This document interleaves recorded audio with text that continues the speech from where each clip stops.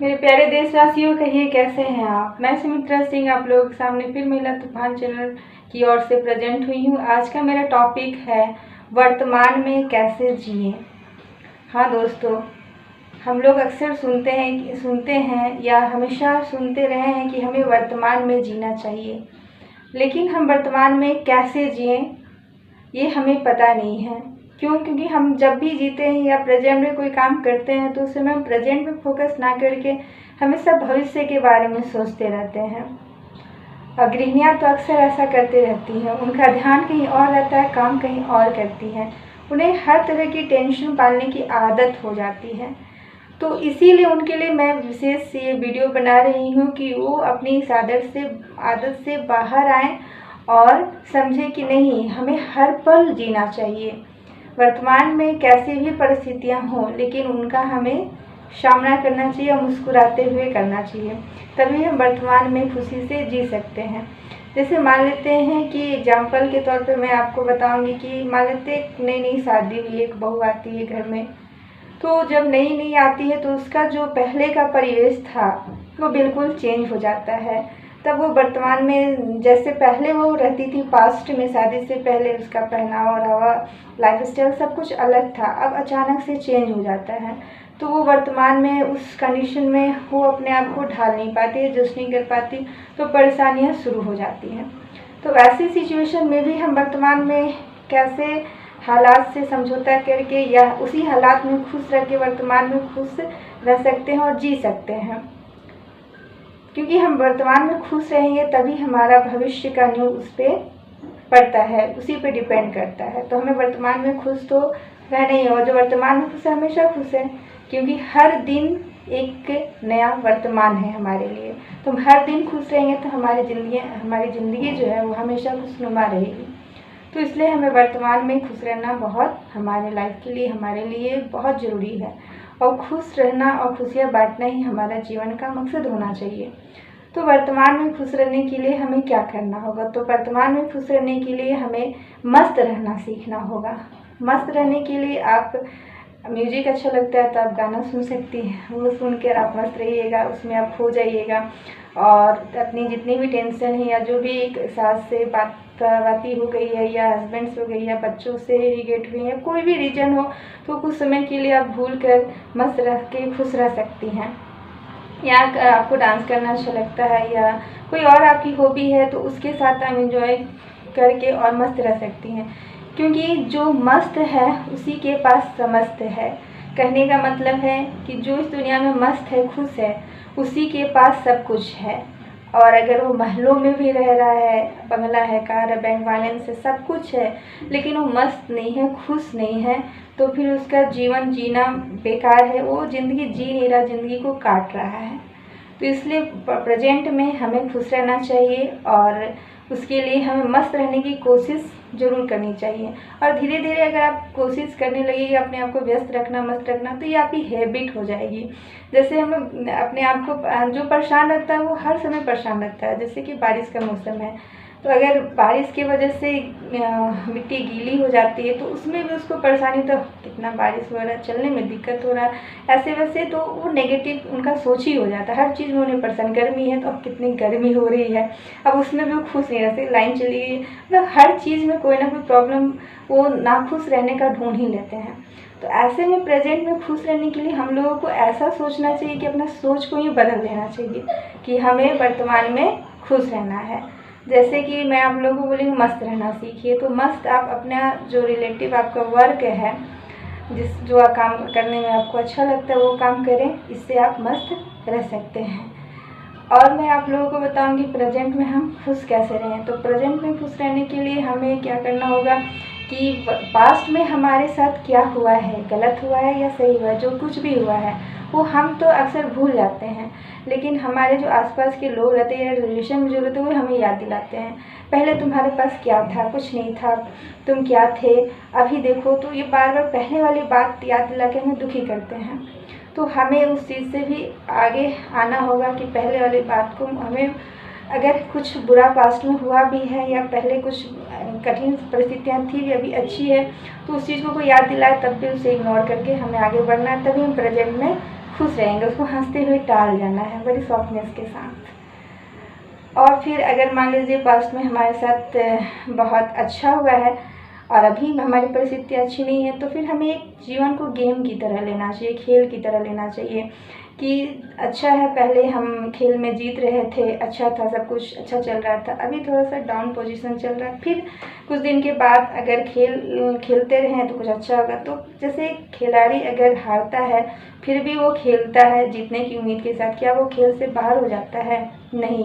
जो अच्छा खिलाड़ी रहता है वो अंत तक खेलते रहता है और जीतता भी है और खुशी से खेलता है, हर बार एक नए उत्साह से खेलता है, और हार भी जाता है फिर खेलता है। तो उसी तरह हमें भी जीवन को खेल की तरह लेना चाहिए और हमें वर्तमान में हमेशा एक अच्छा खिलाड़ी की तरह खेल सीखने की और खेलने की कला सीखनी चाहिए और हमेशा खेलते रहना चाहिए। कहने का मतलब अपने जीवन में खुशियाँ अगर कहीं इधर उधर घूम हो गई है, भटक गई है, तो हमें छोटी छोटी खुशियाँ भी ढूंढ कर वर्तमान में खुश रहना चाहिए। छोटी छोटी खुशियों का मतलब है कि जैसे हमारा बर्थडे है तो महिलाएं बर्थडे में भी बहुत गुमसुम रहती हैं, क्या बर्थडे मनाएंगे, इतना ये हो गया वो हो गया। तो नहीं, आपका बर्थडे है, आपका भी जन्म हुआ है, आप भी अपने आप में एक महत्वपूर्ण हो।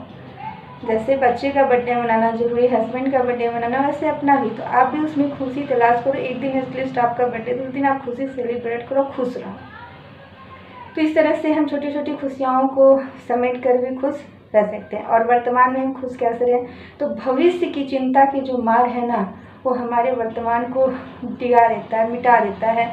तो मतलब भविष्य को लेके हम बहुत चिंतित रहते हैं, हमारे बच्चे भविष्य में क्या बनेंगे, पढ़ेंगे कि नहीं पढ़ेंगे, हमारे जो हमारा रिलेशन है वो रिलेशन अभी बहुत ख़राब है, आगे चल के क्या होगा, फिर बहुत अभी हमारा अच्छा चल रहा है, आगे चल के क्या हो जाएगा।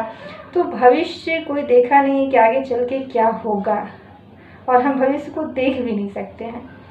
तो हम क्यों ना वर्तमान में ही रह के, वर्तमान में जो पॉसिबिलिटी है, जो संभावनाएं हैं, उसको देख के अपने जीवन में आगे बढ़ें। पास्ट और फ्यूचर के चक्कर में हम वर्तमान में भूल ही जाते हैं कि अभी हम यंग हैं, अभी हमारे जो दांत हैं उससे हम फल काट के खा सकते हैं, हमारी आंखों में रोशनी है, हम देख सकते हैं, हमारे शरीर में भी जान है, हम डांस कर सकते हैं, बहुत कुछ कर सकते हैं।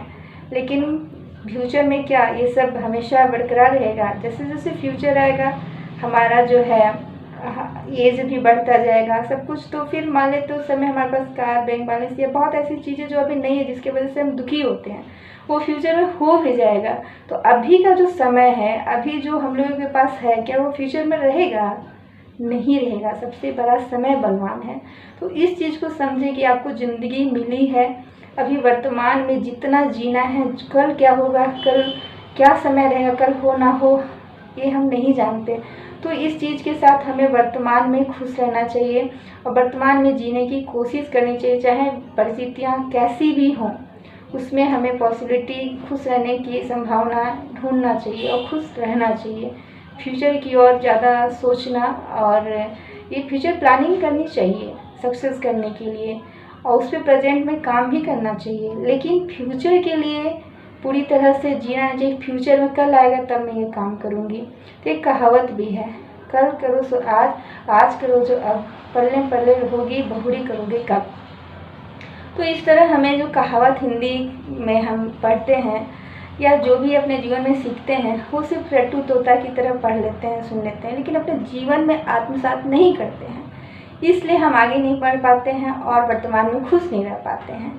तो मैं सारी महिलाओं, विशेषकर वो पुरुष भी जो बहुत समस्याओं से जूझते हैं, घर बाहर की समस्या तो उनकी रहती ही है, अर्निंग की समस्या, उसके बाद वो जो अपनी पत्नी और अपनी माँ के बीच में भी बहुत ज़्यादा पिसते हैं, पत्नी की सुनूं या माँ की सुनूं या किसकी सुनूं, क्या करूं, कैसे बैलेंस करूं। विवाह के पहले तक वो बहुत अच्छा जीवन उनका रहता है, प्रेजेंट में वो किसी दूसरी लड़की को लाइन भी मारते हैं, एंजॉय भी करते हैं, बहुत कुछ करते हैं।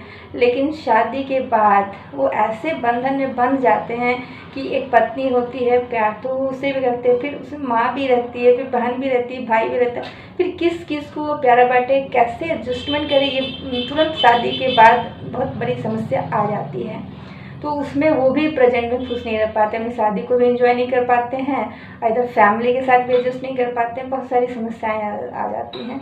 तो उन सभी समस्याओं से हम मायूस होकर या निराश होकर नहीं लड़ सकते हैं, आगे नहीं बढ़ सकते हैं। उससे हम खुश रहकर, मस्त रहकर, मस्ती में ही अपनी माँ के साथ भी कभी मस्ती करने का अगर मन करे तो कर लेना चाहिए, क्योंकि वो आपकी माँ है, उन्हें भी खुश रहने का हक है। आप उसके साथ भी मस्ती करोगे, एक अलग सा प्यार है। हर के साथ आदमी एंजॉय कर सकता है, ऐसा नहीं है सिर्फ वाइफ के साथ ही एंजॉय कर सकता है। अगर प्रेजेंट में खुश रहना है तो आपको बहन के साथ भी मस्ती करनी चाहिए, भाई के साथ भी करनी चाहिए, वाइफ के हर के साथ अलग रिलेशन, हर के साथ अलग अलग तरह से मस्ती करनी चाहिए। तो इस तरह से आप एक खुशनुमा इंसान भी रहोगे और आपसे सब कोई मिलना जुलना भी चाहेंगे। और रोना छोड़िए, आजकल वर्तमान में किसी दूसरे को देख के हम रोना स्टार्ट करते हैं, उसके पास ये है, वो है, ये वो है। तो रोने वाला जो सिस्टम होता है ना, उससे आप कभी वर्तमान में क्या भविष्य में क्या कभी खुश नहीं हो सकते हैं। तो अगर आपको वर्तमान में खुश रहना है और ज़िंदगी को खुशनुमा बनाना है, सुहाना मौसम के साथ, सुहाना, अगर जो अच्छा है वो अच्छा ही सोचता है, उसको हर समय अच्छा ही मौसम लगता है, तो अपने आप को इस तरह बनाए, ऐसा पेड़ बनाए, ऐसा पौधा बनाए, ऐसा प्लांट बनाए कि आप हमेशा खुशबू बिखेरें और सबों को उस सुगंध से आकर्षित करते रहें।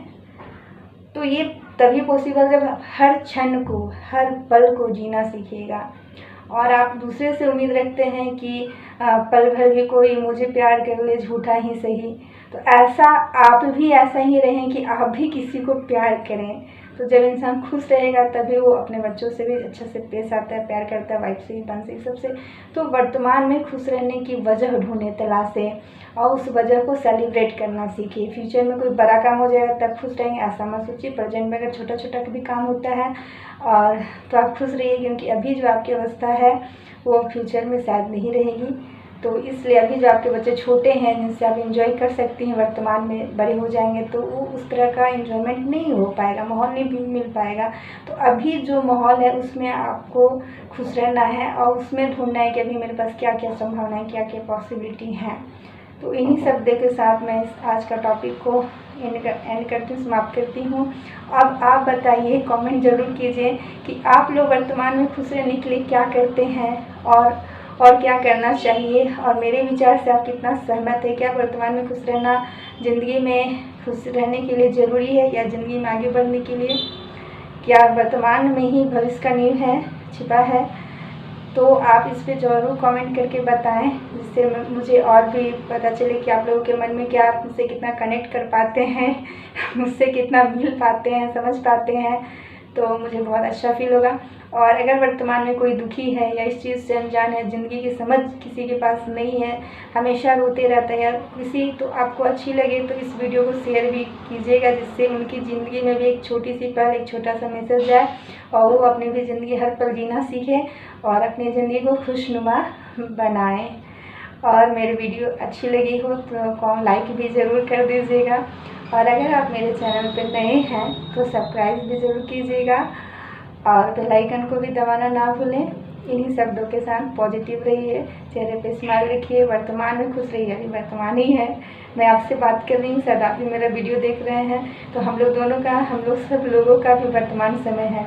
तो आज से ही हम लोग सभी मिलकर स्टार्ट करते हैं, खुश रहते हैं, खुश दूसरों को भी रखते हैं, खुशियाँ बांटते हैं और प्रेजेंट का इम्पोर्टेंस समझते हैं। हर पल, हर क्षण का महत्व समझें और चेहरे पे स्माइल रखिए, खुश रहिए, हर समस्या का समाधान कीजिए।